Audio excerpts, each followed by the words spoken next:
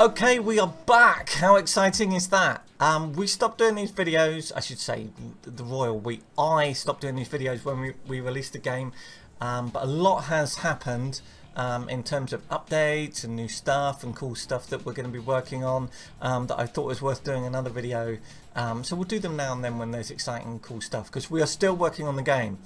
What I'm going to show you is build 1.73, which is currently in the unstable branch on Steam, but it will be everywhere soon, very soon, just waiting for some translation stuff.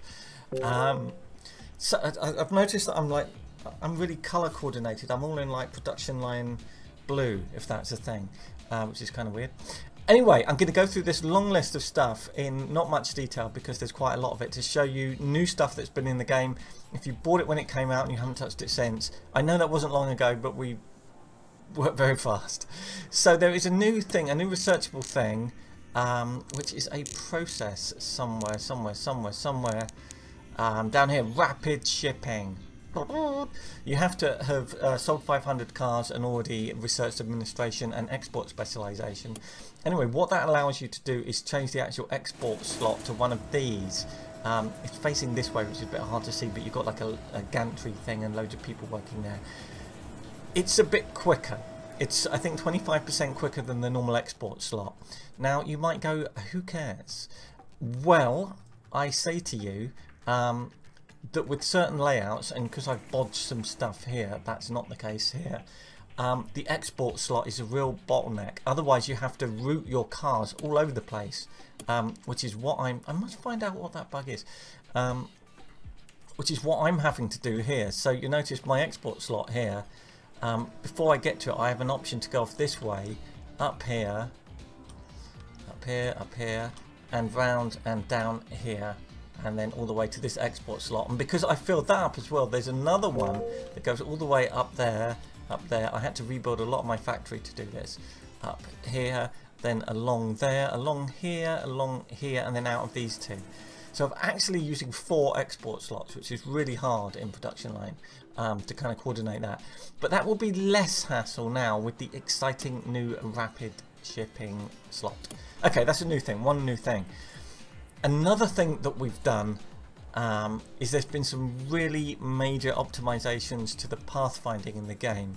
Now, you probably think of pathfinding as something that's only in a real-time strategy game for soldiers and stuff, but there is an enormous amount of pathfinding in production line, a colossal amount, because every single overhead resource, let me find some like this wood and all that, that is going there, has to pathfind from the nearest location to where it's going. So unlike in most games where if you have conveyor belts, you tell stuff where to go. In production line, you don't do this. So I stick this down and say I want wood.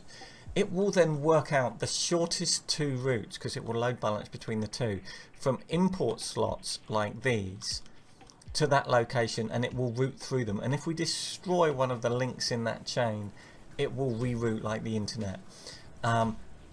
And on really big maps, if you change any route, any bit, like if I do this, that's a major pathfinding catastrophe for the entire map. Even for stuff that doesn't go through there, because it has to double check that it doesn't go through there, and much more importantly, it has to check, well, I didn't go through there, but since this thing has changed, should I now go through there? So we sped that up massively. I won't bore you with how, but it's made a huge difference to the performance of the game, especially if you run things on triple speed like this. Anyway, something else we've done, smart junction tooltips. Let me show you what I mean. This is a smart junction here. You see some cars are going this way, some are going that way. This is not properly load balanced. I need to fix this. Now, you used to have to click on that, see if it's in feature mode, what's happening, and it's filtering by sunroof. So basically, cars that need a sunroof are going this way. Cars that don't need a sunroof, maybe they need a solid roof or panoramic sunroof or an open top, are going this way. As you can see, it's not very well load balanced at all, is it? Anyway, if you hover the mouse over it now, you get a little pop-up that says this is in feature mode, and it's filtering by sunroof, which is quite handy if like you come back to a map and you think, well, what is this here for? Rather than having to click on stuff. So that's panoramic sunroof there. So these will just be open top. So that is a new thing. We have clamp scrolling. What do I mean by that? I mean, if I scroll off the map like this, if a cat puts its paw on the map while I go to make a cup of tea and then I come back, I cannot scroll. You cannot scroll the map completely off, so you can never get completely lost now. Trivial thing, but it's in. We have a global resource preference. So if I click on this makes breaks. I go to imports. Oh, let's pick on one that's got multiple things. Yeah, make lights. So we'll import something that can import components. God damn you! We'll go here. Fit lights. Loads of different resources here because I've researched the resource preference, or whatever it's called. I can't remember. A certain tech that gives me access to this tab, and I can set prefer local or only local for various things here. This new button at the bottom allows you to set a global preference for the entire factory. A lot of people wanted that set to prefer local. In other words, if you're producing something locally, always use it. The reason it isn't set like that is what that does is always use it, even if it's miles away and there's a resource importer right next to you, so it may not be optimal in all situations. And you can do only local, saying only use objects that only use locally made stuff, even if we haven't built the slot for that yet, or if the only slot we've got isn't connected to us, or the only slot we've got is broken down. In that case, just sit there until we've sorted it out. Now what it won't do, although there's a bug and I've just fixed it, what it won't do is try and import locally made steel, because we don't have steel or wood or anything like that. So only stuff that the game allows you to make locally. That is a global setting. You can then go in and configure individual ones if you want, but that is kind of like the default setting if you haven't set it and for new slots. So it will change everything, but then you can go back in and change stuff after it. That's a new thing that a lot of people wanted. There's so much stuff that we've improved in this game, it's ridiculous. Production line queue. Two things. You see these pop-ups here? What you used to have to do is click on this and then click on that. Right, you don't have to do that now. You can just click on these pop-ups and it takes you to one of these. The other thing is, look, you can move the priorities of these things up and down if you want now, if that's a thing that matters to you. So that's a new thing. Those are two brand new things. There are more hotkeys in the game. F is finance. M for kind of like marketplace is like sales, showroom, stuff like that. And you will see these hotkeys called out. So that's M. Was the task picker one? I don't think it didn't have one, did it? E is efficiency. And these things can be configured. If you go to customize keys, you can change all of these if you don't like them. That's all new. That's stuff that people wanted. So that's in. You can have values up here of over 2 billion without getting a minus sign and lots of error messages. So these numbers, pretty much everything that could ever go over 2 billion will now happily go over 2 billion without an error.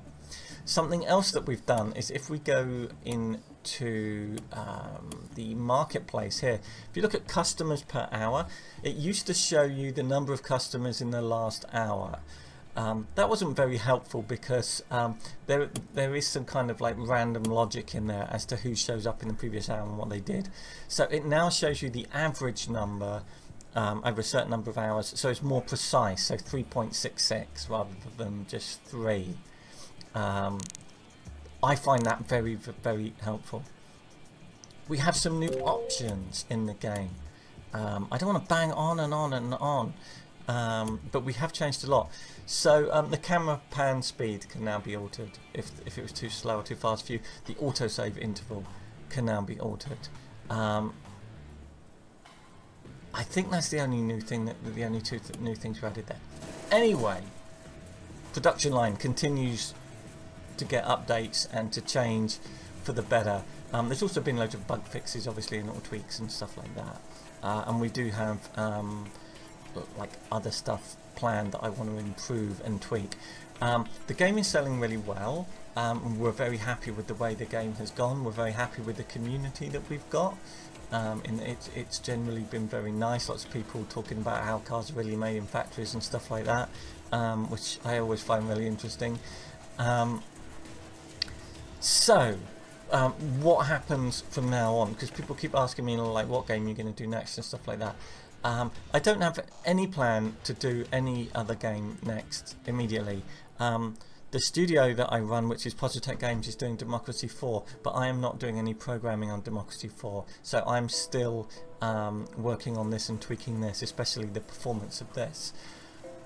Now, we may well be doing an expansion pack for this. I'm not officially giving any clues as to what the expansion pack... Oh, I just pause things. Maybe, but theoretically, you know, we're probably going to do a little expansion for it with some really cool stuff. I prefer expansion packs and DLC to be content rather than features. So if everyone agrees that, oh wow, you know, the game really needs this, that needs tweaking, you need an option for that, that's something I would just put in the game. I believe in continual updates and improvement of a game after it's been released. What triggers that? What? How does that happen?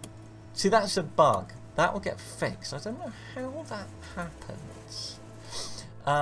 Anyway, as I was saying, so like updates to the game that fix stuff and tweak stuff and improve the balance or the tutorial or stuff like that. We'll be working on that and doing that anyway. But you know, new content that goes in, I think will probably be DLC, partly because it's a lot more expensive, because it's not just me typing away. It normally involves you know, artists or sound people or something like that. So we probably are going to do some DLC, and like I say, you know, I'll talk about exactly what that will be soon, very soon. And we'll see how it goes. If like people buy that, you know, then you know, we might do more. There's so much we could do to this game. Anyway, that is it. I'd almost forgotten how to do these videos. I couldn't find the hat for a while, which is like, you know, slightly worrying. Anyway, so thank you for watching. We'll continue to do these things, and I might do some videos about like how to optimize the layout of your factory. And stuff like that, or some of the technical challenges in terms of designing and programming the game, because I do enjoy doing the videos. Anyway, and I'd also like to show off some people's crazy maps that they built, because some of them are just crazy. I love looking at the way people have laid stuff out.